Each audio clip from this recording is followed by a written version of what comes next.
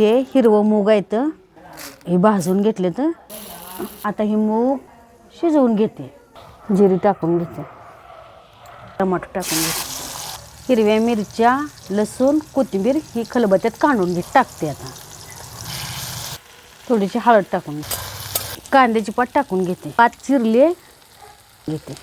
तुम्हाला वाटेल मूग तर शिजू घातलं होतं, आता ह्यात तर टाकले कांद्याची पात. तर करायचं तर आहे काय नाही, आज आपण करणार आहे पेंडपाला, मुगाचा पेंडपाला. आमच्या सोलापूर भागाकडं असा केला जातो. उन्हाळ्यात भाकर ही काही खावं वाटत नाही म्हणून असा पेंडपाला आवर्जून करून खाल्ला जातो. ह्याची चव एकदम लय भन्नाट लागते बघा. हे शिजवून घेतलेलं मूग ह्यात टाकून घेते. अशी झटपट होणारी ही मुगाची भाजी अशी ह्याला म्हणते, ह्याचं नाव आहे पेंडपाला. ह्याच्यामध्ये टाकते थोडा शेंगाचा कूट, थोडी कोथिंबीर टाकून घेते. आपला पेंडपाला खाण्यासाठी तयार झालाय. तुम्ही धपाट्यासोबत खावा नाहीतर भाकरीसोबत खा, पण धपाट्याबरोबर लय छान लागते.